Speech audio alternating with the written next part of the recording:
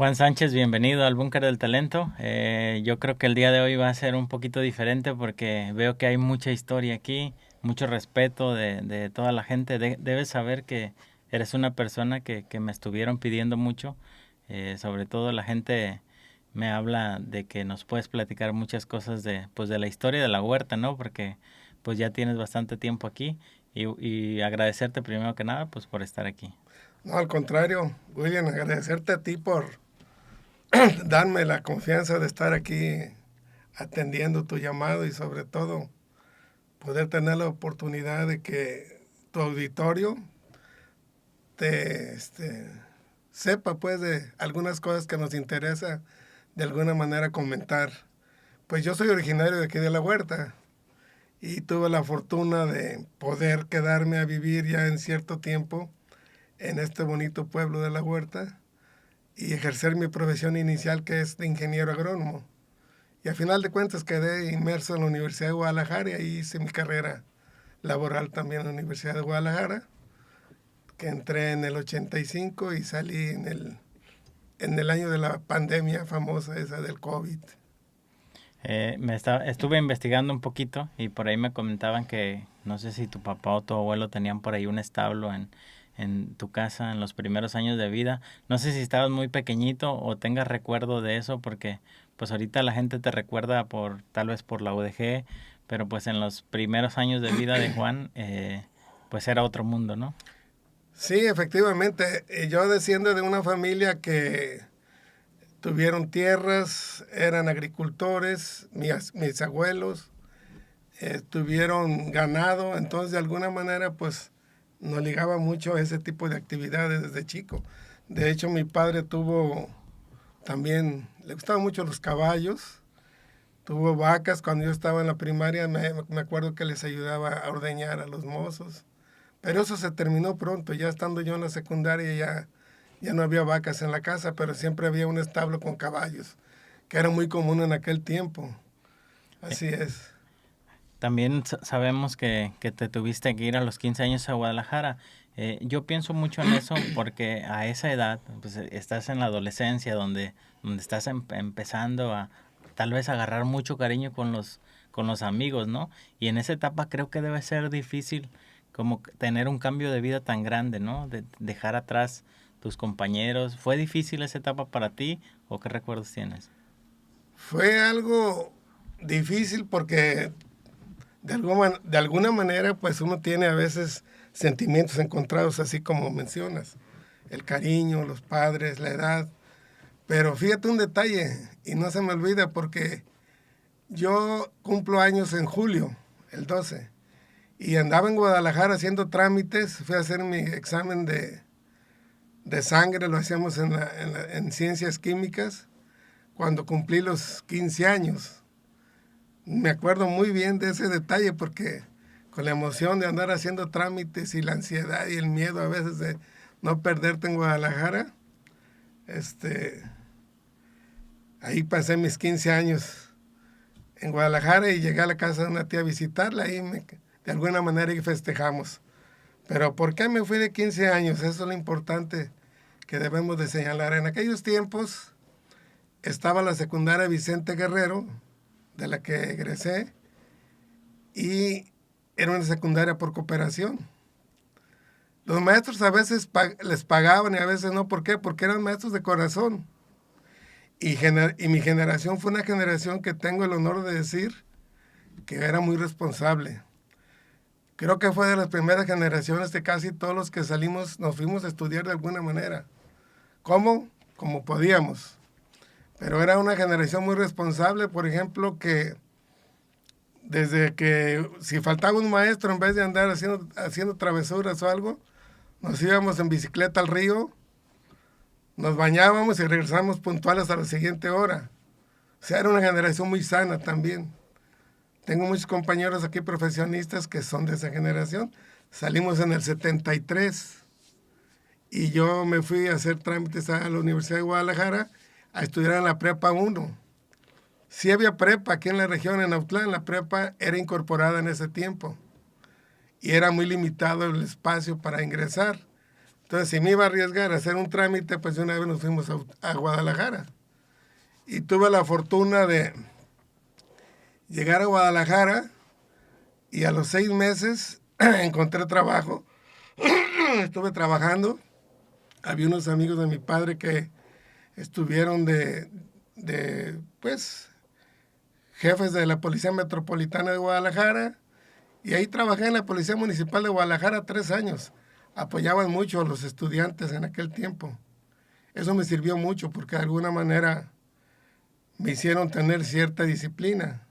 Si no había mucho trabajo, a los estudiantes nos ponían a estudiar también ahí.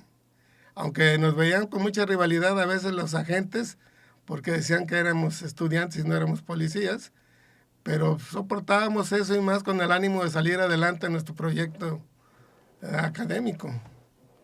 Juan, yo digo, te respeto mucho y pienso mucho en cómo ves. Si por ejemplo le preguntamos a un pequeño la opinión de su papá, va a ser una muy distinta que si se la preguntamos a un adolescente, ¿no? Sí, Si me la preguntas a mí, tal vez a mi edad, también va a ser muy diferente a lo que tú nos puedes compartir en cuestión de los papás, ¿no? O sea, ya a tu edad, ¿cómo ves o cómo tienes esos recuerdos de tus papás? Porque probablemente ya tuviste mucha conciencia de muchas cosas que tal vez en su momento no lo valorabas, ¿no? ¿Cómo recuerdas a tus padres? pues mira, yo convivo mucho con mi papá. Mi mamá fue una persona pues que era prácticamente para mí mi adoración. Era la que estaba al pendiente de todos nosotros. Estaba de alguna manera al tanto de que si estábamos bien o no estábamos bien en Guadalajara, porque prácticamente todos los hermanos nos fuimos a estudiar. Y mi padre era una persona liberal en su sentido de ideológico. Le gustaba mucho convivir con la gente sencilla. Siempre fue funcionario y era una etapa de vida muy diferente a la actual. Pero siempre me dijo una cosa, que a cierta edad él era mi amigo. Y así me trataba como amigo, incluso me echaba mis vinitos con él de vez en cuando y todo a gusto. Lo que sí me marcó fue un detalle que cuando me fui a estudiar a Guadalajara, me dijo, tú me vas a dar algo de dinero para irme, ¿verdad? Y no, sacó una pistolita y me dijo, llévatela. Dice, porque no sabemos cómo están allá las cosas y no la traigas, nada más guárdala y no la uses más que cuando sea necesario. Y en aquel tiempo era muy común. Muchos jóvenes traían armas aquí. Había bailes y disparaban sus armas, pero nunca había tanto, vamos a decir, había disciplina en cierta forma, ¿verdad? Eso nos obligaba de alguna manera a ser más respetuosos. Y mi papá siempre conviví con él porque tenía muchos amigos. Y diario andaba con invitados, o íbamos a eventos, llevábamos compañeros, y fue una vida muy alegre de joven. Tuve también mis sinsabores, por ejemplo, que había veces que yo tenía que ordeñar como 5 vacas y daba mucha leche porque juntaba cerca de como unos 30 litros.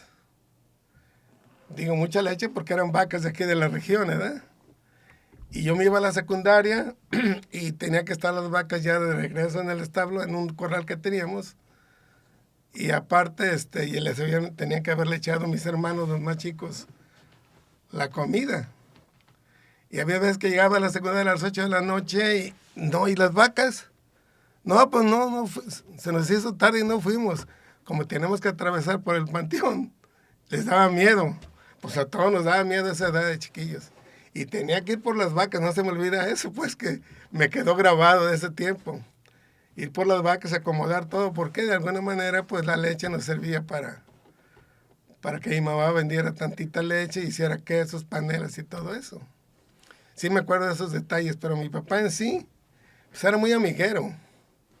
De hecho hay una calle que le pusieron su nombre, para allá para el lado de la unidad hacia arriba, la misma gente de esa zona, porque le gustaba mucho convivir con gente de allá. y hacía sus botanas y se juntaban y ahí convivían ellos. Yo me imagino que, bueno, para llegar a que le pongan la calle, Eh, de tu nombre a una calle, pues debió ser alguien pues muy conocido aquí, ¿no? sí, Tú desde pequeñito o desde tu perspectiva en ese momento, ¿sentías como para ti era normal o lo veías como así como con mucho orgullo? mira, yo pienso que todos los padres son para cada hijo un orgullo.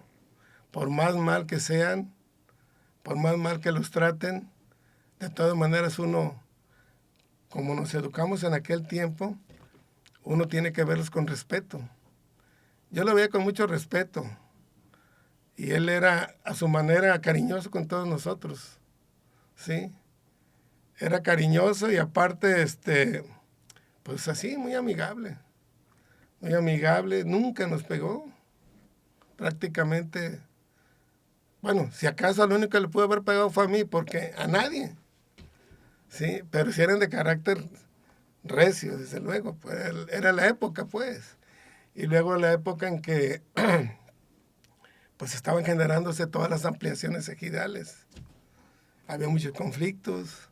Él era juez, en aquel tiempo era juez de paz y luego juez menor. Entonces, de alguna manera, pues uno se da cuenta de ciertas cosas y pues ahí hay que respetar, ¿verdad?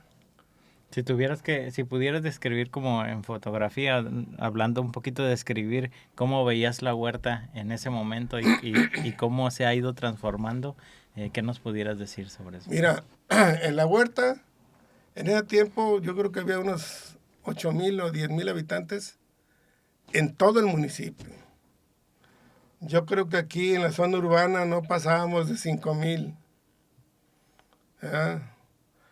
Es muy grande el municipio y la zona urbana pues, prácticamente era viniendo de la Concha hacia acá, al lado izquierdo, era donde estaba centrada la zona urbana. Ahí estaba concentrada. Ya posteriormente empezaron a aparecer después del 73 las colonias que están ubicadas hacia el poniente, pues hacia al lado derecho de la carretera viniendo de Guadalajara a Barra de Navidad. Pero era un pueblo, me acuerdo que no tenía luz. Había un señor Gaviño que tenía una planta de diésel que generaba energía eléctrica nada más a las casas que estaban cerca del jardín y lo que era la placita.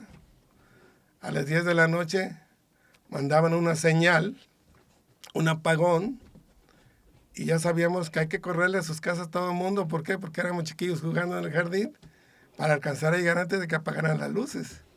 Pero en mi casa no había luz, eran aparatos. No había drenajes, había pocas calles empedradas. Entonces todo eso pues sí lo recuerda uno. Pero una niñez muy bonita, muy sana. Este, yo no conocía que hubiera drogas en ese tiempo. Todos los jóvenes eran pues, prácticamente deportistas o gente con mucha actividad física, sanos en ese sentido. Bueno, pues había familias importantes alrededor del jardín, había familias pues todas muy religiosas. No sé a ustedes cómo se hayan formado, pero en aquel tiempo a las 12 del día tocaban las campanas y te hincabas porque era la bendición. A las 7 de la tarde volvía a haber otra tocada de campana y volteabas hacia el templo porque era otra bendición. Cosas que ya no suceden, ¿verdad? Y que ya ahorita los jóvenes, pues eso ya no lo traen en el corazón, pues, como cuando estaba uno chiquillo en aquellos años. Pero sí era bonito también. ¿Por qué crees, Juan, que ha cambiado tanto la sociedad? Y desde tu perspectiva, ¿crees que vamos como un poquito en retroceso? Porque yo honestamente, bueno, trabajo en un colegio y trabajo en la universidad. En la universidad ya no lo veo tan marcado tal vez por la gente que llega ahí, que ya está buscando estudiar una carrera profesional. Pero la verdad es que en el colegio veo muchos casos de personas que tal vez no llevan el rumbo que nosotros quisiéramos, ¿no? Que llevaran ellos, o de repente vemos que se nos salen muchachos y se van a mundos que pueden llegar a ser peligrosos. Nos ha pasado también que jóvenes que se salieron, después nos enteramos que ya no están y es un poquito triste esa parte, ¿no? ¿A qué crees que se deba? Pues todo ese cambio que ha pasado, ¿no? Porque evidentemente tenemos que evolucionar como sociedad, pero también de repente en esa evolución perdemos un poquito el rumbo, ¿no? Sí, tiene que ver mucho con los valores. Claro, los valores, la escala de valores que teníamos hace 45, 50 años, difiere mucho de la escala de valores que tienen los jóvenes de hoy. Hace 50 años no escuchábamos tantos líderes de opinión. Escuchábamos a nuestros maestros, al cura, a nuestros padres y a nuestros familiares.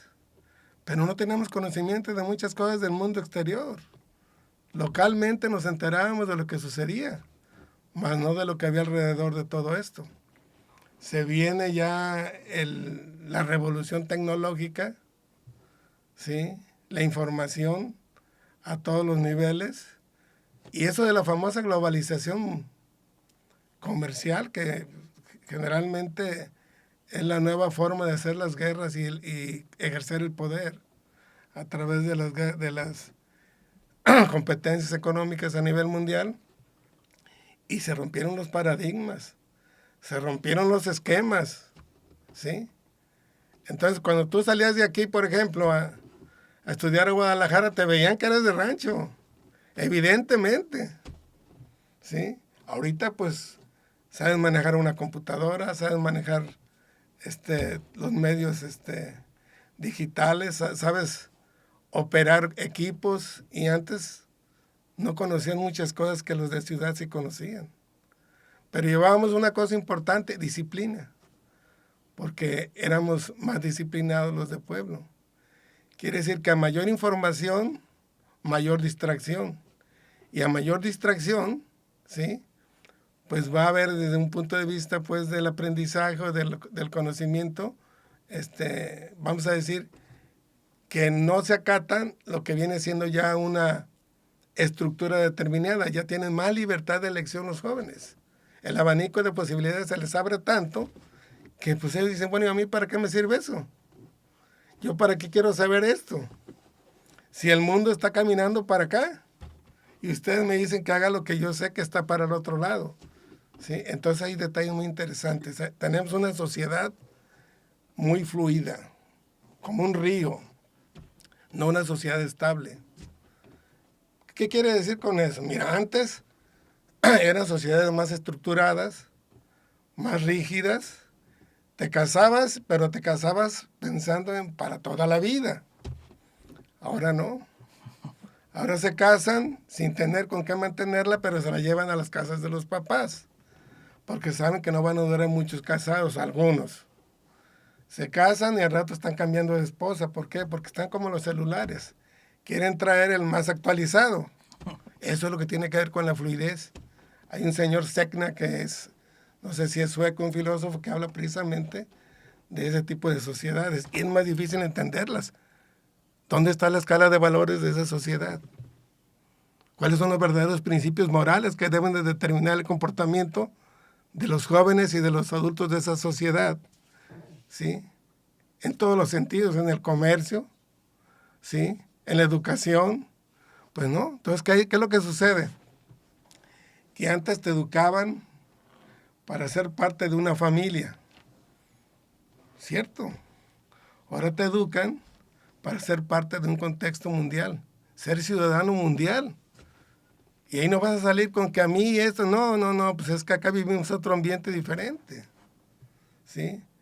Te educan y te habilitan para que salgas adelante en la vida, no para que vayas todo el tiempo a misa, por ejemplo, no para que estés todo el tiempo sujeto al mande usted de tu padre. Al contrario, para demostrar a tu papá que eres independiente rápido. Y a veces los valores quedan de lado. Y a veces yo siento, es mi opinión personal, siento que las estructuras sociales tan liberales, ¿sí? Tan globales, pierden el sentido de la familia. Es muy difícil que se junten en familia, o que convivan en familia, porque hasta entre ellos hay una verdadera competencia por existir, por sobrevivir y por dominar. Hablando un poquito de eso, de cómo es el cambio, por ejemplo, cómo nosotros educamos a nuestros hijos, o muchos llegan a criticar muchos papás, ¿no? Las sociedades han cambiado mucho. Ahorita los chavos nos critican de que pues ya no son los tiempos donde nosotros nos educaron.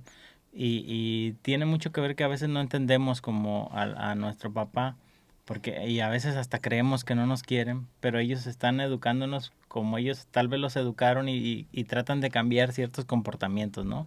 Eh, ¿Cuál fue la diferencia que tuviste en cómo fuiste educado por tu padre y también cómo hubo esa transición con tus hijos? Porque evidentemente tuvo que haber cosas que desde tu perspectiva pudieras haber mejorado. No todos queremos ser mejor que nuestro papá, eh, como lo fue Sí. con nuestros hijos. Digo, yo solamente conozco a Ana Victoria muy, muy de cerca, pero pues es una buena muchacha, ¿no? ¿Cómo ves esos cambios que ha habido? Mira, casi todos los papás tratan de proyectarse en sus hijos. Y es un error. Pero es por el cariño que le tiene uno a sus hijos. Entonces los padres se sienten orgullosos de los hijos que hacen cosas que a ellos les parece bien.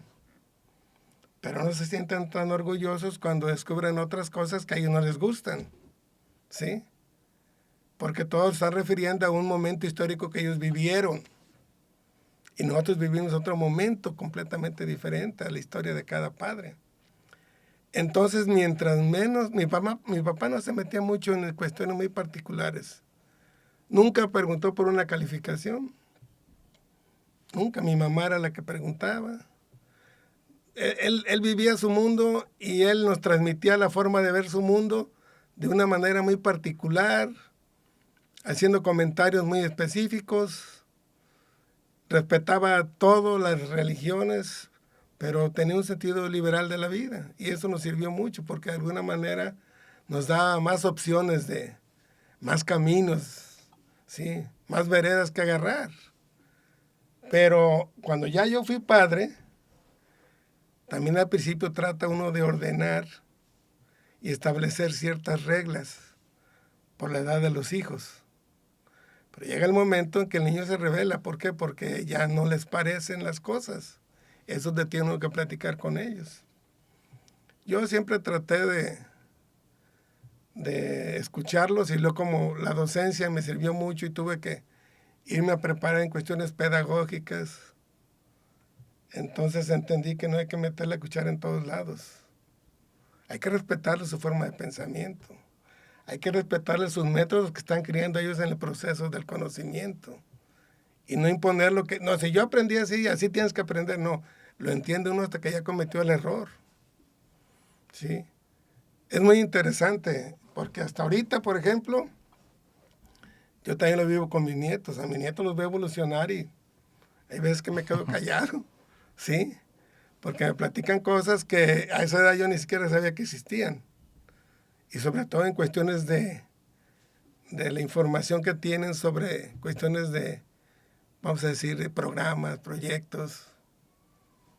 A mí me daría miedo mover una computadora a esa edad, a ellos no les da miedo. A los jóvenes de ahorita no les da miedo, al contrario, indagan, ¿verdad? Antes desbaratábamos carritos mecánicos que venían, ahora ya ellos se meten y ven cómo funciona una computadora.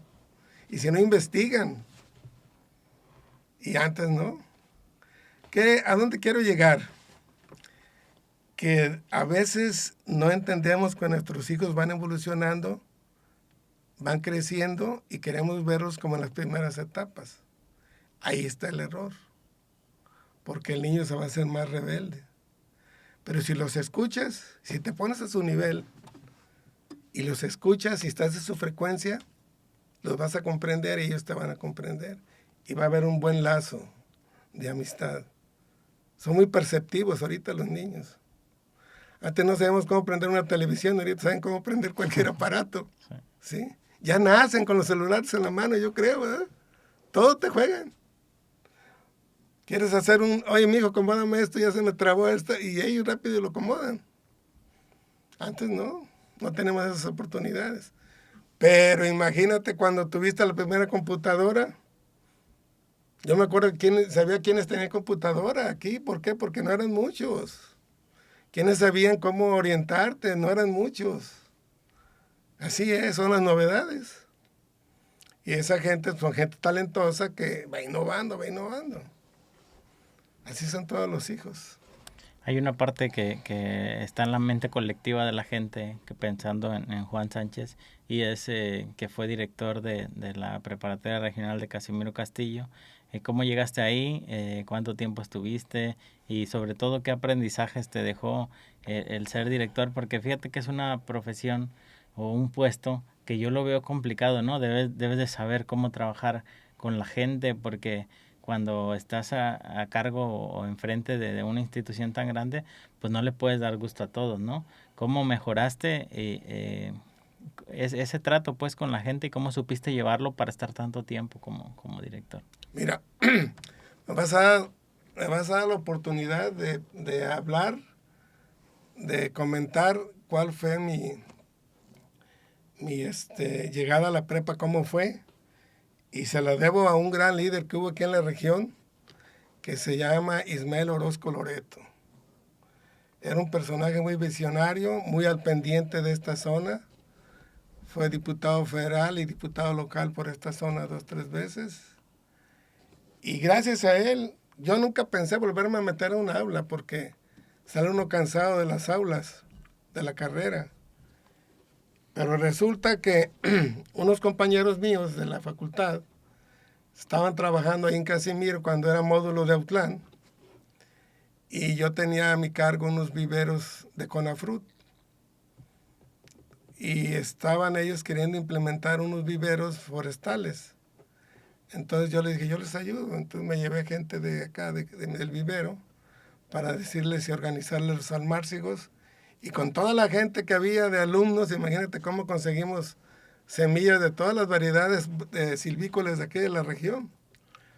Total que en los primeros 6 meses ya teníamos los semilleros germinados y empezábamos a embolsar para desarrollar planta. Era un proyecto muy bonito porque queríamos que se reforestara la zona, pero en lugares donde pudieran preservar la vida del arbolito. Entonces pensábamos con los jóvenes, había una materia que no te tocó a ti, se llamaba Desarrollo de la Comunidad, y con los jóvenes establecer las posibilidades de implantar cercos vivos. O sea que poner en todos los lienzos cercos. Todavía por aquí hay lugares donde hay cercos de cedros, cercos de rosa morada, de primavera. Muy pocos, pero todavía hay. ¿Pero qué sucedió? Rápido, funcionó eso, muy bien, ¿sí? Pero no se viene la agricultura intensiva desde el punto de vista de la hortaliza, pepino, melón, tomate, sandía, todo eso. Y pues esos árboles se constituyeron en hospederos de plagas. Entonces empezaron a tumbarlos. Pero digo, ya no hay mucho de eso. Pero el hecho de estar yendo yo ahí, ya me dijeron, ¿no quieres dar una clase? No, no tengo tiempo, tengo que ir a tal parte, y así, la chamba que tenía, ¿verdad? Y ando diario lleno de lodo y ando así, trabajando pues en el campo. Y me dice, no, una materia nomás, bueno, 2 horas a la semana. Y pónmela de 7 a 9 de la noche, ahí en Casimiro. Pues cuál fue mi sorpresa, que cuando llego, me dieron de labores culturales, de agronomía, pues. En la primera clase acabé todo el programa. ¿Y ahora qué voy a hacer, verdad? Pues no sabía dar clases ni nada. Y sí me movió el tapete. Entonces dije, no, pues me voy a hacer una maestría. Y un compadre mío, también agrónomo, y yo nos fuimos a hacer una maestría en pedagogía y nos criticaban que por qué en pedagogía. Si éramos ingenieros, pues nos metiéramos al centro universitario a hacer una especialidad en el área de agronomía. En ese tiempo ya agronomía estaba cambiando su esquema, porque ya no eran los tiempos cuando salimos nosotros, que había mucho trabajo. No, pues en pedagogía, pues para poder enseñarnos a dar clases. Y me fue muy bien, porque llegando de allá, hubo una homologación y metí mi tesis de allá y todo, salí ya homologado con una categoría interesante. Cosa que muchos no. Entonces, de ahí para adelante, muchos empezaron a ver la necesidad de prepararse como docentes. Luego fui el oficial mayor primero, encargado de módulo. Duré 9 años primero como oficial mayor. Y el módulo, te digo, gracias al ingeniero Ismael que me echó la mano. Y el módulo tenía en ese tiempo 18 maestros. Estaba todavía por construirse una parte. Lo que es el comedor todavía no estaba hecho. Cuando entregué yo la prepa, después de que fui director, o sea, después de que fui oficial mayor y luego descansé un tiempo y luego fui director, con 126 maestros y 10 sedes diferentes en la región de prepa. O sea que estuve muy inmerso en el proceso de desarrollo y crecimiento de la educación media superior en la región. Me tocó una suerte importantísima. Había presidentes municipales muy comprometidos con la educación. Aquí la prepa de La Huerta la construyó, se construyó en el periodo de Fernando Flores Castañeda, pero ya teníamos 2 años dando clases de prepa en la Casa de la Cultura. Y así, la primera extensión que se generó fue La Huerta de Casimiro Castillo, luego siguió Cuautitlán, luego La Villa, luego H. Galeana, luego empezó en Cuautitlán un presidente muy entusiasta a querer meter también escuelas allá y a trabajar con los padres de familia y con la gente, y se generó Chacala, Tel Cruz, Cusalapa, Tequesquitlán. Total que cuando dejé la administración ya eran la sede regional y 10 sedes, y 10 en aquel tiempo todavía unos eran módulos y otros eran todavía extensiones. Ya al final de cuentas todos son módulos ahorita y no tardan en hacerse regionales también.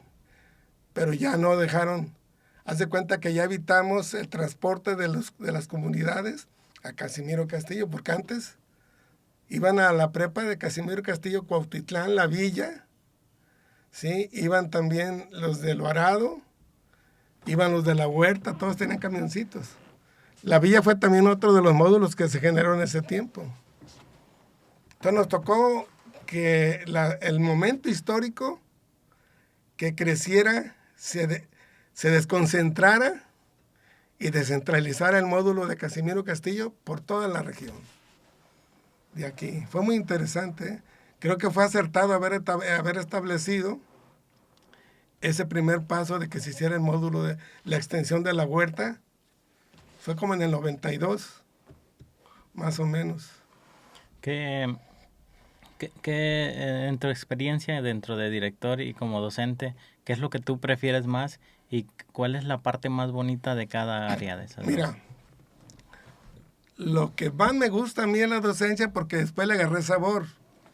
Ya después que hice toda durante 34 años, más o menos estuvimos estudiando diplomados y técnicas, pedagogía, didácticas, la maestría y todo eso. Ya cuando le agarras sabor y estableces una posibilidad tú mismo de tener tu método para generar el aprendizaje, porque no hay una receta que te diga, si le echas tanto, tanto, sale tanto. No, no, no.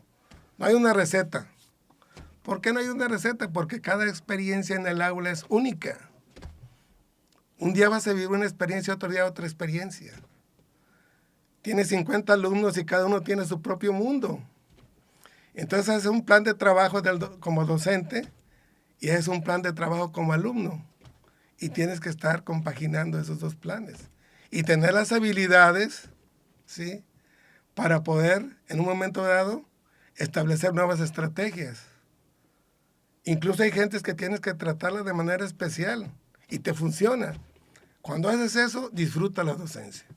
Yo al último disfrutaba la docencia. Me divertía con los vagos porque sabía lo que estaban haciendo y sin embargo tenían sus resultados, sus trabajos hechos. ¿Sí me entienden? ¿Por qué hacían eso? Porque eran tal vez más inteligentes que otros. Nomás no se focalizaban o tenían TDAH y no los habían diagnosticado y antes que hacía el maestro los sacaba. Ok, quiere salirse, sálgase, pero este es el resultado que vas a entregar como producto de esta sesión. Y lo hacían. Y eran críticos y te comentaban. Mientras no permitas eso, vas a sufrir en el aula, como alumno y como docente. porque si no se va a generar un campo de batalla. Entonces, si no generas ambientes propicios para el aprendizaje, pues ponte a estudiar, ¿sí? No puedes entrar a improvisar todo, o no puedes dejarle toda la responsabilidad al alumno. Tú tienes que darle las condiciones necesarias, el clima de aprendizaje suficiente para que el alumno pueda hacerlo. Si un alumno está hostigando a otro alumno, ni uno ni otro va a aprender. Ni uno ni otro va a sacar la tarea ese momento. Entonces tiene uno que estar vigilante en todo proceso de ese tipo. Sí, yo mejor me inclino más por la docencia que por la dirección, porque la dirección te obliga a trabajar en varias pistas al mismo tiempo. Te estresa mucho porque, por ejemplo, trabajas con padres de familia, trabajas con estudiantes, trabajas con maestros, los maestros son grillitos a veces, ¿sí? Y aparte, con las cuestiones políticas externas, que de alguna manera pues hay líneas y estrategias de política en todas las instituciones, ¿sí? Y también otro más importante para mí es los indicadores. Tienes que estar presentando indicadores. La última vez que estuve aquí en el módulo de la huerta de encargado, porque al final ahí terminé como encargado del módulo, cuando me vine para acá 4 años, fue cuando ganamos el edificio que está recién terminado al fondo. ¿Por qué? Por los indicadores que la SEP tenía de mi escuela. Terminamos el cerco perimetral por los indicadores que generaron los alumnos de la prepa. Antes por influencia se hacían las cosas, ahora porque demuestras que la prepa merece porque tiene un buen nivel académico, ¿sí? Y antes no. Entonces eso me da mucho orgullo. En Casimiro Castillo también hicimos el auditorio, la biblioteca y un edificio para lo que le íbamos a llamar aulas temáticas. Todo eso gracias a los indicadores. Se hicieron bibliotecas en Cuautitlán, en H. Galeana, ¿sí? Y se hicieron gracias a los indicadores. Entonces es bonito ver que la gente responde y sobre todo que los estudiantes se preocupan porque la prepa es evaluada como todas las escuelas del sistema de educación, de la SEP, para poder establecer los indicadores. ¿Qué le toca al director hacer? El proyecto. Y entender cómo hacer los proyectos, cómo justificarlos. Y lo más importante para justificarlo es que a la SEP no la vas a engañar. Porque si dices tú, yo tengo un promedio de egreso de 90 o de 85, no, tienes esto. Porque ellos tienen esa información, ¿verdad? Y ahí fue donde ya se estandarizaron muchas cosas. Yo, por ejemplo, me hablaban, oye, Juan, ¿cómo ves? La escuela fulana es Sutana y Perengana. ¿Dónde meteré a mi hijo? Bueno, pues, le daba la página, métete ahí y ve los indicadores, índice de deserción, ves el promedio general con el que entran los alumnos, con el que salen, todo eso, y ahí checas. No te voy a sacar de mi palabra nomás. Porque si al rato te decepcionas, el que va a tener la culpa, no lo buscan culpables, ¿verdad? Porque sus hijos son los más inteligentes del mundo siempre. ¿Sí? Y ahí está la verdad. Eso fue muy interesante también ser directivo, pero a mí me gusta cerrar ciclos. Cuando yo dejé la dirección, pues claro, yo tenía un amigo líder que murió, pues. Pero el jefe con el que más conviví, que todavía está ahorita se me hace que, pues es un gran amigo, para no mencionar nombres, porque todavía está de los jefecillos del UDG. Me dijo, oye, Juan, necesito que me ayudes en la prepa fulana. No, yo ya le dije, no, pues, total, que dame chance de que no, y que no, y que no. Total, me la sacaba, ¿verdad? Y el que está ahorita de secretario general de la Universidad de Guadalajara vino a verme casi a la huerta. Todos tus amigos de tu grupo político ya están en puestos, nomás faltas tú. ¿Qué pasó? No, es que no, ya cerré ese mundo para mí. No, Inge, que sabe qué, Chicho. Encantado, cabrón. Qué bueno que le está yendo bien. Y no, cerré ciclo. Y me hablaban, oye, vente que una comida, y ya no fui a las comidas tampoco. Entonces, como que ya es otro mundo, porque mira, si no vives la vida que debes de vivir en tu momento, te la vas a pasar todo el tiempo trabajando y cuando quieras reaccionar, tu familia, tus hijos, tus nietos son tan... Entonces, descansé de todo eso, se me niveló la presión, se me quitó la tensión que tenía, me bajó el azúcar, me bajó el colesterol, mira qué feliz, ¿sí? Y más cuando ya fue que me pensioné. Y me dicen, oye, ¿no te sientes incómodo? Raro, ¿no? Pues tanta actividad que tenías y mira, ¿no? Feliz de la vida. Pues hay que cerrar ciclos, es todo.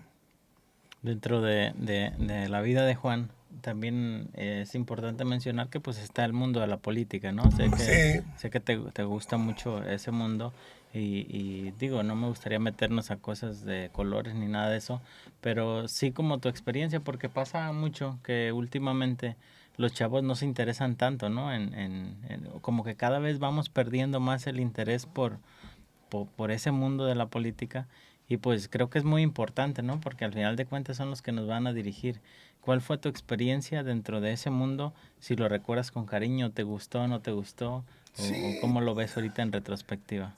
Hubo claroscuros, porque en la política hay que romper esquemas diferentes, duros, establecidos, monolíticos. Y yo formamos entre varios compañeros y yo una asociación civil para poder establecer una competencia política real.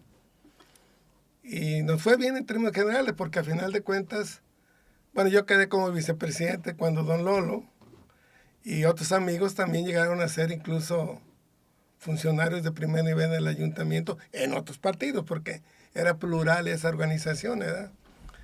Pero lo que te puedo decir es una cosa, no hablemos de partidos. En aquellos años era difícil que llegara un profesionista a ser presidente de la Huerta.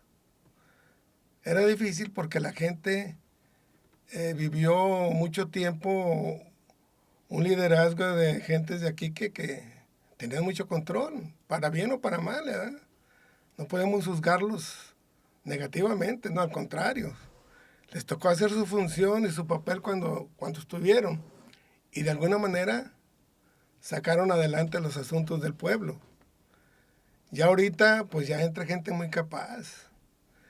Ya entra gente con un proyecto de trabajo está preestablecido, con un plan de desarrollo municipal ya como quien dice, ya de alguna manera ya establecido en su conciencia para poder desarrollarlo ya con equipos colaborativos y poderlo sacar adelante en base a las demandas. Antes era muy diferente. Antes había que hacer la misma gestión de ahorita, pero se establecían los logros a través de amiguismos. Y ahorita creo que los líderes estatales y nacionales caminan de manera diferente. Y ahorita, aunque sea de otro color, te echan la mano, comparten lo que viene siendo el presupuesto. No igual, pero se comparte y antes no. Antes los puros amigos a veces eran los que gozaban de los pocos privilegios que había. Me tocó ser vicepresidente con un señor que se llamaba Dolores Lara, Ramírez Don Lolo, si te acuerdas de Don Lolo. Sí, claro.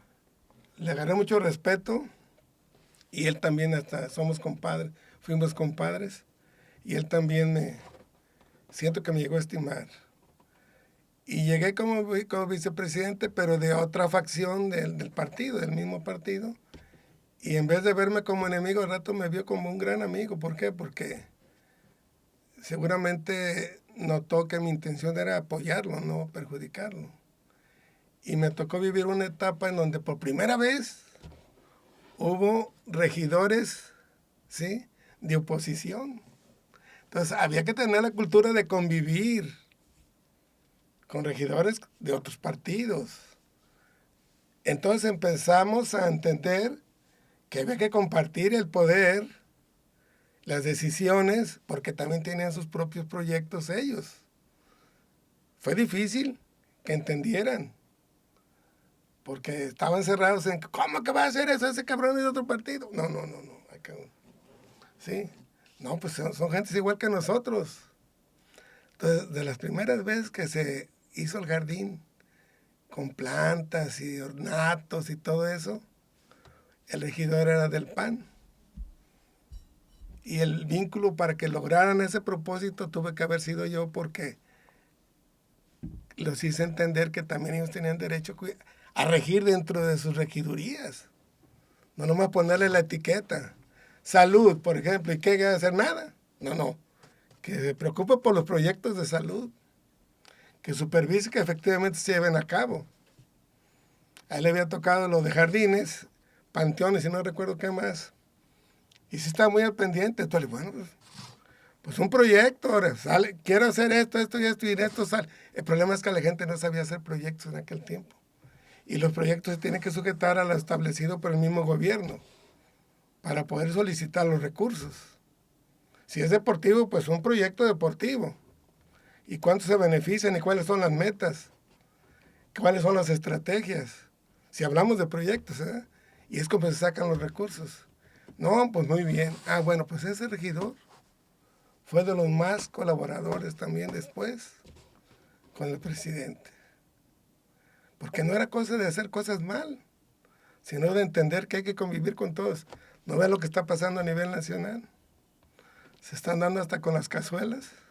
¿Por qué? Porque tú eres de otro lado, ¿por qué te voy a dar? Y si tienes la obligación de hacerlo, ¿por qué no lo haces? Pero la política es muy bonita. Me tocó participar, que por cierto hasta me dijeron que seguramente estaba yo tonto, porque cuando se estaban haciendo por primera vez un proyecto que tiene que ver con la cuestión ecológica, con el desarrollo de la huerta, desde el punto de vista pues de las zonas de reserva ecológica, estaban excluyendo a los campesinos de las unidades de gestión ambiental que estaban estableciendo en el proyecto ese, pues no cuadraban con la gente de nosotros. El proyecto lo hicieron en una universidad veracruzana y ni siquiera se tenían idea de lo que era la costa de Jalisco. Entonces ese plan de desarrollo ecológico, pues hicieron mesas de diálogo y trabajo con 10 municipios de la región. Y a mí don Lolo me tuvo la confianza de que lo acompañara en todas las reuniones de trabajo y de debate.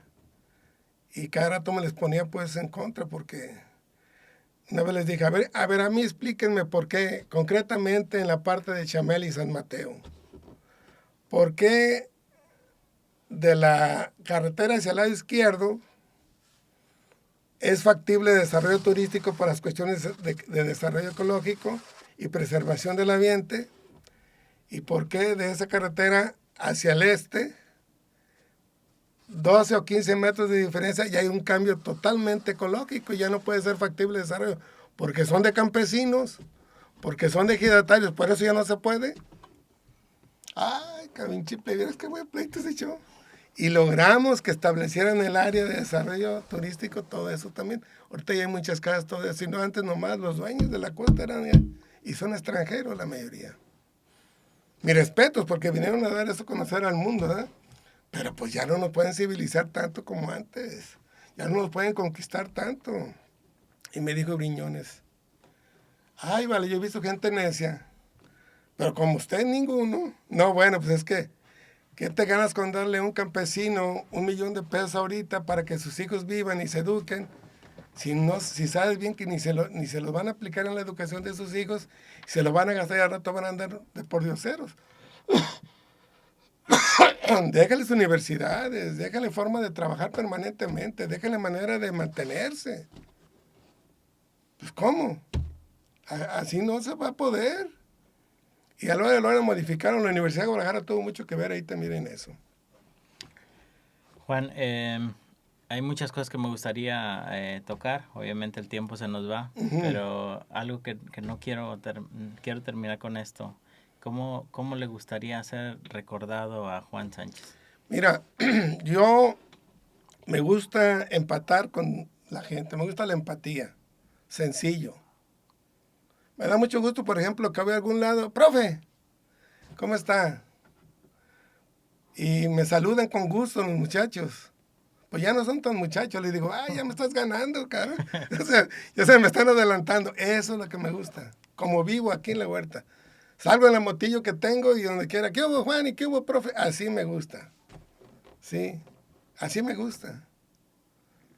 Vivir sencillo, a gusto, sin complicarme la vida, disfrutar a mi familia, mis nietos, es lo que más me gusta. ¿Algo más que quisieras comentar, Juan? No, pues agradecerte. Me da mucho gusto que estés desarrollando este tipo de actividades aquí en la huerta. Esto le va a dar más difusión a nuestro municipio y además, pues humildemente, es una opinión que vengo a expresar. Tal vez hay equivocaciones y errores en mi punto de vista, pero es lo que siento. Quiero mucho a la región, quiero mucho a mi pueblo y la gente de aquí, la calidez de la gente es muy buena, buena gente y creo que vamos para arriba. Finalmente comentarte que ya ves los líderes actuales. Luis está haciendo un buen papel, me da mucho gusto porque es una persona que ya vimos que tiene las capacidades y las habilidades para sacar adelante el municipio. Está sentando buenos precedentes. Entonces, en vez de destruir, en vez de criticar de manera destructiva, vamos sumándonos al esfuerzo de todos, sean del partido que sean. Ya quedó demostrado eso, que a todos los que les interesen trabajar y lo hacen bien, tenemos que apoyar. Bien, Juan, agradecerte por estar aquí. La verdad es que a mí me da mucha alegría poder conversar con gente como tú. Es difícil que para personas como nosotros, pues poder tener este tiempo, ¿no? De conversar con personas como tú. Yo te agradezco mucho que te hayas tomado el tiempo, tal vez sin tener una cercanía tan grande conmigo. Fuiste de las primeras personas que tal vez sin pensarlo, tal vez a lo mejor ni siquiera habías visto el proyecto y bueno, lo aceptaste. Y yo atesoro muchísimo platicar con personas con mucha experiencia como lo eres tú. Y me da mucho gusto que tengas el estilo de vida que tienes. Conozco a tu hija y te ha ido muy bien en la parte familiar. Y creo que Afortunadamente. también es por todo lo que has hecho, ¿no? Yo creo que estás cosechando todo lo que te mereces, así es que felicidades y muchas gracias. Gracias a ti.